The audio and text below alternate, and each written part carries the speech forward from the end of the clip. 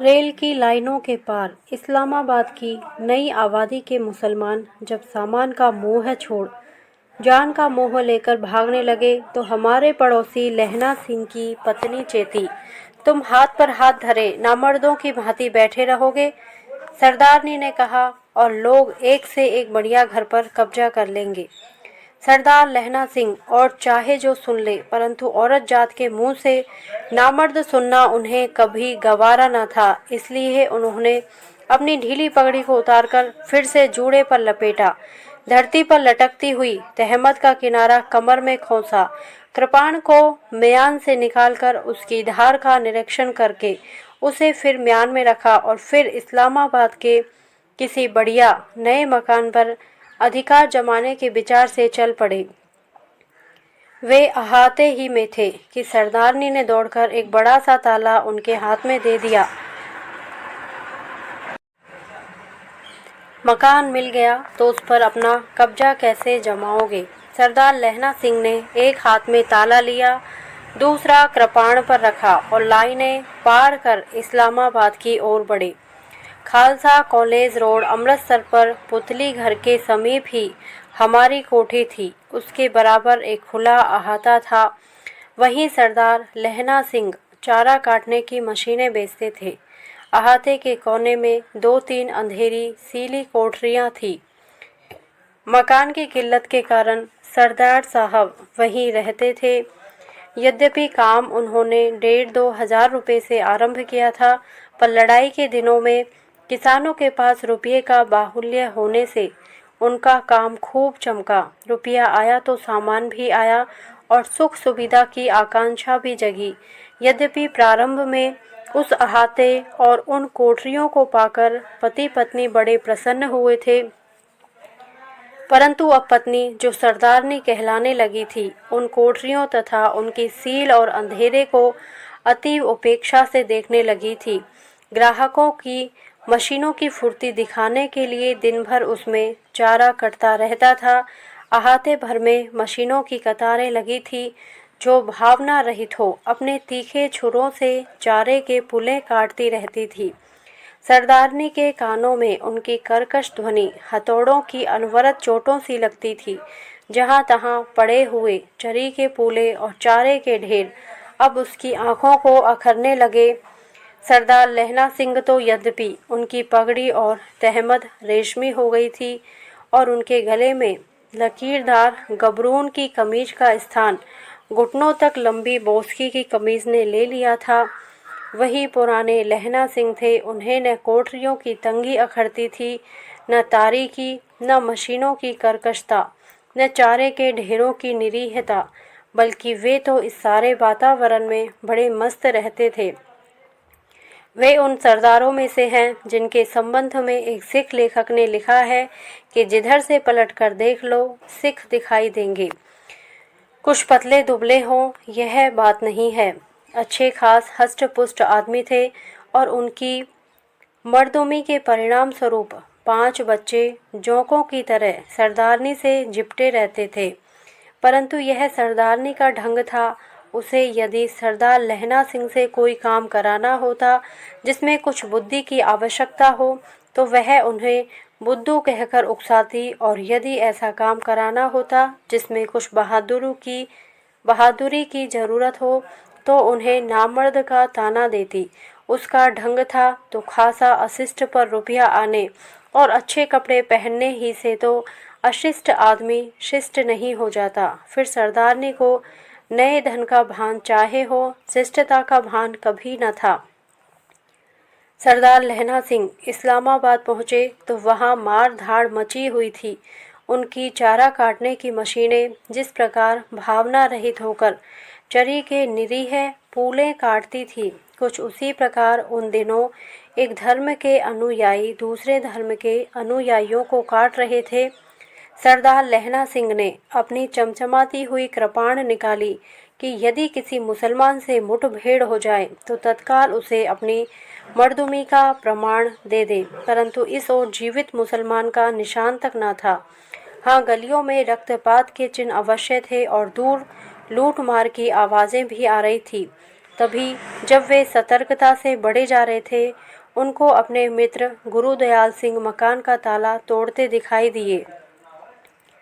सरदार लहना सिंह ने रुककर प्रश्नसूचक दृष्टि से उनकी ओर देखा। मैं तो इस मकान पर कब्जा कर रहा हूँ। सरदार गुरदयाल सिंह ने एक उचटती हुई दृष्टि अपने मित्र पर डाली और निरंतर अपने काम में लगे रहे। तब सरदार लहना सिंह ने ढीली होती हुई पगड़ी का सिरा निकालकर पेच कसा और अपने मित्र के नए मकान की ओर देखा। उसे देखकर उन्हें अपने लिए मकान देखने की याद आई और वे तत्काल बढ़े। दो एक मकान छोड़कर उन्हें सरदार गुरदयाल सिंह की अपेक्षा कहीं बड़ा और सुंदर मकान दिखाई दिया, जिस पर ताला लगा था। आप देखा न ताब उन्होंने गली में से एक बड़ी सी ईंट उठाई और दो चार चोटों ही में ताला तोड़ डाला। वह मकान यद्यपि बहुत बड़ा न था, परंतु उनकी उन कोठरियों की तुलना में तो स्वर्ग से कम न था। कदाचित किसी शौकीन क्लर्क का मकान था, क्योंकि एक छोटा सा रेडियो भी वहाँ था और ग्रामोफोन भी। गहने कपड़े न थे और ट्रंक खुले पड़े थे। मकान वाला शायद मार धाड़ से पहले शरणार्थी कैंप या पाकिस्तान भाग गया था। जो सामान वह आसानी से साथ ले जा सकता था ले गया, फिर भी ज़रूरत का काफ़ी सामान घर में पड़ा था। यह सब देखकर सरदार लहना सिंह ने उल्टलाई मुंह पर रखी और जोर से बकरा बुलाया। फिर तहमद की कोर को दोनों ओर से कमर में खोसा और सामान का निरीक्षण करने लगा। जितनी काम की चीज़ें थी वे सब चुनकर उन्होंने एक ओर रखी, अनावश्यक उठाकर बाहर फेंकी। वही बड़ा ताला जो वे घर से लाए थे मकान में लगाया। गुरदयाल सिंह को बुलाकर समझाया कि उनके मकान का ख्याल रखें और स्वयं अपना सामान लाने चले कि मकान पूर्ण रूप से उनका हो जाए। जब वे अपने घर पहुँचे तो उन्हें ख्याल आया कि सामान ले जाएंगे कैसे। इस भगदड़ में तांगा इक्का कहाँ। तब अहाते से साइकिल लेकर वे अपने पुराने मित्र रामधन ग्वाले के यहाँ पहुँचे, जिसकी बैलगाड़ी पर ट्रकों पर ले आने से पहले वे अपनी चारा काटने की मशीनें लादा करते थे। मिन्नत समाजत कर दोहरी मजदूरी का लालच देने के बाद वे उसे ले आए। जब सारा सामान गाड़ी में लद गया और वे चलने को तैयार हुए तो सरदारनी ने साथ चलने का अनुरोध किया। तब उन्होंने उस नेक वक्त को समझाया कि वहाँ के दूसरे सरदार अपनी सिंघनियों को बुला लेंगे तो वे भी ले जाएंगे। वे लाख सिंघनियाँ सही सरदार लहना सिंह ने अपनी पत्नी को समझाया पर है तो औरतें ही और दंगे फिसाद में औरतों ही को अधिक सहना पड़ता है। फिर उन्होंने समझाया कि अहाते का भी तो ख्याल रखना चाहिए।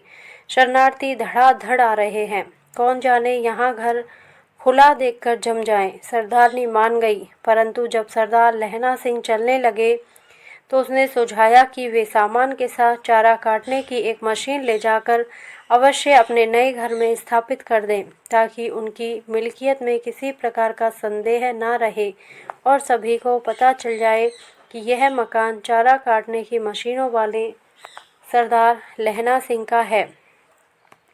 सरदारनी का यह प्रस्ताव सरदार जी को बहुत अच्छा लगा। यद्यपि बैलगाड़ी में और स्थान न था, परंतु सामान पर सबसे ऊपर चारा काटने की एक मशीन किसी न किसी प्रकार रखी गई, गिर न जाए इसलिए रस्सों से उसे कसकर बांधा गया।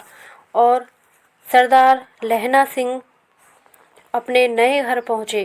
गली ही में उन्होंने देखा कि सरदार गुरुदयाल सिंह की सिंघनी और बच्चे तो नए मकान में पहुँच भी गए हैं।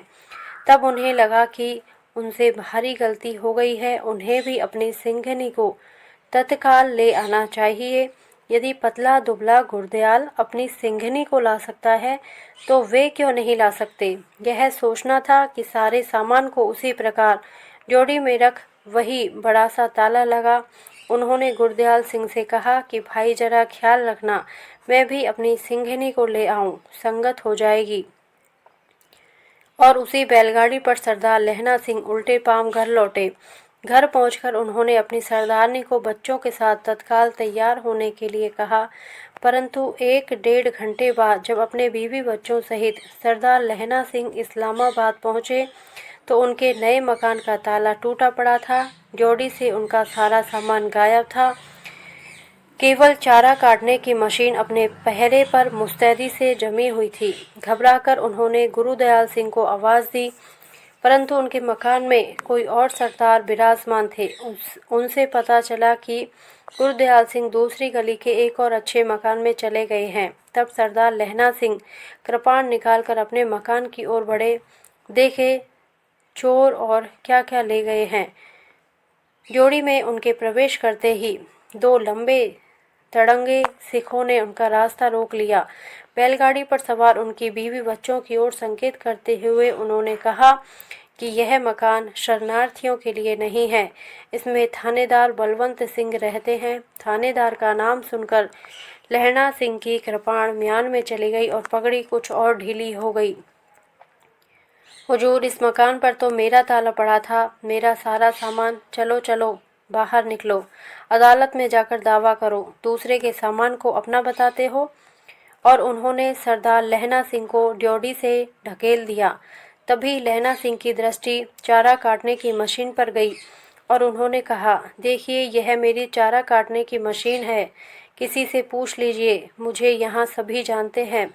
परंतु शोर सुनकर अपने नए मकानों से जो सरदार या लाला बाहर निकले, उनमें एक भी परिचित आकृति लहना सिंह को नहीं दिखाई दी। यूँ क्यों नहीं कहते कि चारा काटने की मशीन चाहिए, उन्हें धकेलने वाले एक सिख ने कहा।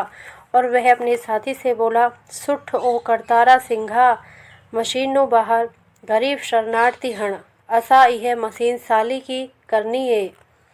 और दोनों ने मशीन बाहर फेंक दी। 2-2.5 घंटे के असफल बावेले के बाद जब सरदार लहना सिंह रात आ गई जानकर वापस अपने अहाते को चले तो उनके बीवी बच्चे पैदल जा रहे थे और बैलगाड़ी पर केवल चारा काटने की मशीन लदी हुई थी। धन्यवाद। यदि आपको ये कहानी अच्छी लगी हो तो प्लीज़ मेरे वीडियो को लाइक करें, शेयर करें और मेरे चैनल को सब्सक्राइब करें। Thank you.